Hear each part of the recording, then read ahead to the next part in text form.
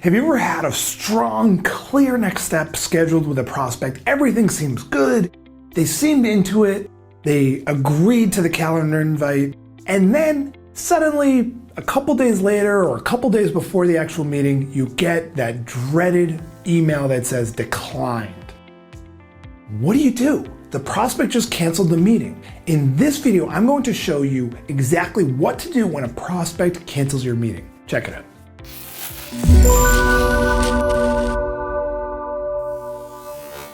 Number one, how solid was the initial interaction in the first place? That's always the question that we have to ask ourselves. One thing that I find is that there are ways to try to recover or bounce back, but ultimately the solution is to avoid ever having to recover in the first place. So we have to think, how solid was that initial interaction that I had with that prospect? And did they feel like what we were doing was actually a priority and was worth their time? So by being a little bit more introspective when a prospect cancels a meeting, did you really do everything you could have? Did you follow your process? Because if you didn't, then chances are the declined meeting really is just another way of saying, you know what, I'm not seeing enough value to waste my time here. Number two, immediately pick up the phone. Now, this is counterintuitive to a lot of modern salespeople. We see in our community in the Sales Insights Lab Accelerator, people are always saying, well, if someone declines or cancels a meeting, what should I send in the email? And I'm like, whoa, immediately pick up the phone. Don't just send an email right away. Get on the phone. Try to get them on the phone because you can always deal with things more effectively on the phone. Now, you may not get them on the phone, and that's fine, but you should try a couple of times to get them on the phone because that's going to be your best bet at actually salvaging this situation. Number three, email to see if they actually meant to cancel. I find that about 1/4 of canceled appointments actually weren't intended to be canceled. They just pressed the wrong button. Depending on the sophistication of your prospects, people accidentally cancel appointments all the time. So rather than just freaking out, the first email back should basically be just asking them, George, I saw that you declined the appointment. Did you actually mean to cancel? And what this is doing too is it's a little assumptive, and it's going to push them to either say, oh no, I didn't, try to cancel it, or to try to reschedule. Now, it's not a guaranteed move, but by just basically being assumptive that, geez, they probably didn't mean to cancel this, that's going to help you get this situation back on track. Number four, get them on the phone. Now, we talked about this before, but even after that email, we want to do everything we can to avoid the back and forth by email and just get them on the phone. The phone is a salesperson's best friend when trying to salvage any deal gone wrong or any sales situation gone wrong. So try to get them on the phone.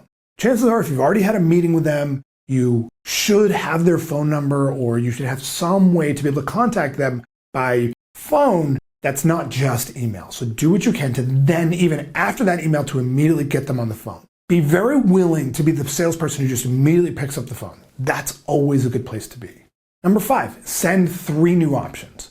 So if the prospect canceled the appointment, now the next goal is to reschedule that appointment. Now, there are going to be situations where they're just going to say, you know what, not a fit, this doesn't make sense anymore. And again, that's where you really want to get them on the phone. But let's say for some reason they've agreed to, they just couldn't work that time. Now the next move is to send 3 new options.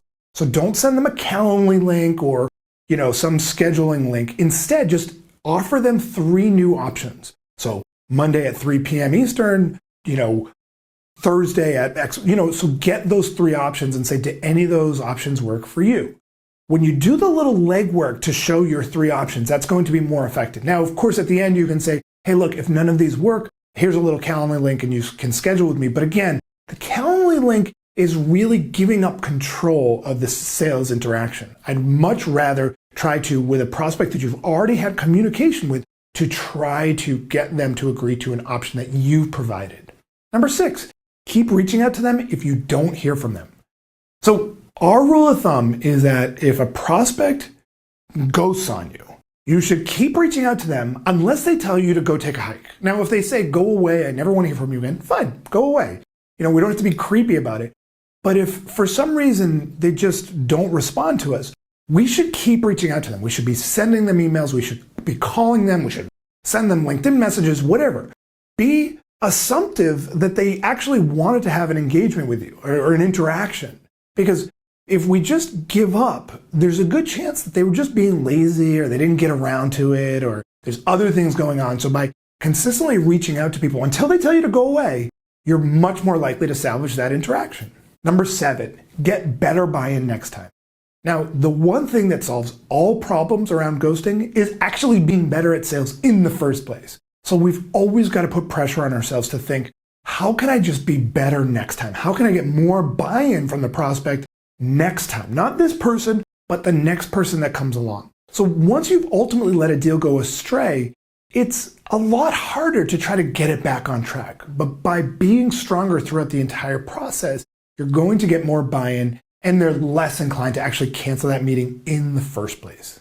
So there is what to do when a prospect cancels your meeting. And if you enjoyed this video, they have an amazing free training on the step-by-step formula to closing more deals. Just click right here to get registered instantly. Seriously, just click right here. This is an in-depth training that will help you close more deals at higher prices, all while generating more meetings. Also, if you got some value, please like this video below on YouTube and be sure to subscribe by clicking my face, which should be right about here, to get access to a new video just like this one each week.